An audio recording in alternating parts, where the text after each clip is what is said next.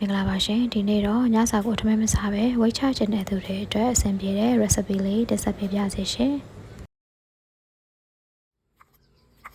ပထမဦးဆုံးရုံးမထေသီ9000ကိုစားရည်လေးနဲ့10မိနစ်လောက်ရေစင်ပြီးပြီဆိုလို့ရှိရင်တော့ရေစင်အောင်လို့3လိပ်ခါလောက်စစ်ပြီးခုလိုမျိုးပပလေးတွေလှီထားလိုက်ပါမယ်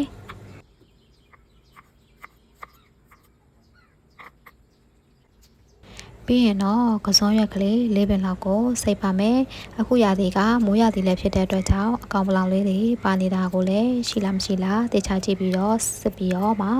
စိတ်ပေးပါမယ်ရှင်အတွင်းထဲကိုလည်းဒီလိုမျိုးလေးတွေခွာပြီးတော့စစ်လိုက်ပါမယ်ဒီခါလေးကြလို့ရှင်ပိုးကောင်းလေးတွေကအတွင်းထဲထိပါရှိနေတတ်တာမို့လို့ပါ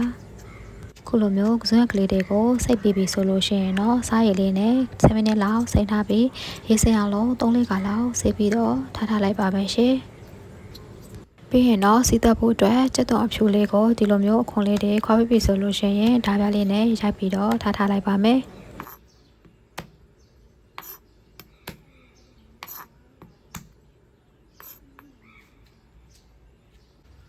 ဓာရက်ဖူးဖြစ်တဲ့အတွက်ကြောင့်မလို့စီလေးနဲ့ငယ်ပဲသုံးပါမယ်ပြီးရင်တော့ခုနကတော့ဓာပြရိုက်ထားတဲ့ကြက်သွန်အဖြူလေးတွေကိုစီသက်ပေးပါမယ်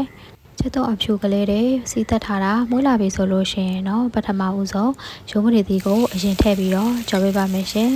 ရုံးမတွေသီးလေးတွေကိုဒီလိုမျိုးရေလုံးဝမထည့်ဘဲနဲ့လှိမ့်ပြီးတော့ဝှပေးထားပါမယ်ရုံးမတွေသီးလေးတွေကစိမ့်တောက်ပြီးတော့မွေးလာပြီဆိုလို့ရှိတဲ့အခါကျတော့မှခုနတုန်းကစိတ်ထားတဲ့ကစုံရွက်ကလေးတွေကိုထည့်ပြီးတော့ကြော်ပေးပါမယ်ရှင်ဒီအသီးရွက်ကလေးတွေမထည့်ခင်မှာပဲအပေါ်ကနေပြီးတော့အသီးရွက်ပေါ်ကနေပြီးတော့အရသာအတွက်စားကိုဖယ်ထားပြီးသားဖြစ်ပါတယ်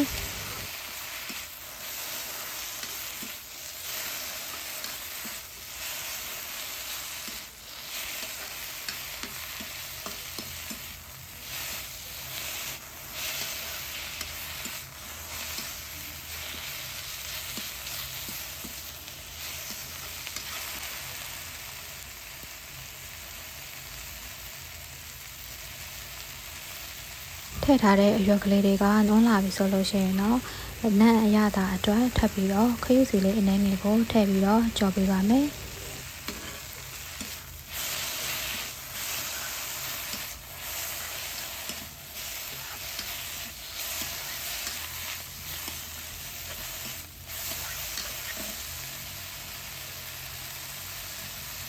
ပြီးရင်တော့ရေလေးအနှဲငယ်ပဲထည့်ပြီးတော့လှိမ့်ပေးလိုက်ပြီဆိုလို့ရှိရင်တော့ရွက်ကြော်လေးကကျသွားပါပြီရှင်ရွက်ကြော်လို့ပြီးပြီဆိုတော့ကြက်ဥလေးကိုပြုတ်ပါတော့မယ်ရေပုတ်ပတ်စုထဲမှာစကားလေးကထည့်ပြီးတော့ကြက်ဥလေးကိုထည့်ပြီးတော့ပြုတ်ပေးပါမယ်ရတာအတွက်စားလေးနဲ့ငယ်ထည့်ပြီးတော့ပြုတ်ပါမယ်ခုလိုပုံစံလေးရပြီဆိုရင်တော့ရပါပြီဒီလိုဆိုရင်တော့ညစာကိုထမင်းမစားပဲဝိတ်ချခြင်းနေတဲ့ဖူဒီလေးတွေအတွက် recipe ကောင်းကောင်းလေးရပါပြီ